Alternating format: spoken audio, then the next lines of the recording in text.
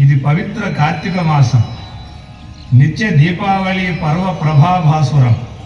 ఈ శుభ సందర్భంలో దీపజ్యోతి స్వరూపిణి అయిన శ్రీ దీపలక్ష్మి స్తోత్రార్చనం ప్రశస్తం.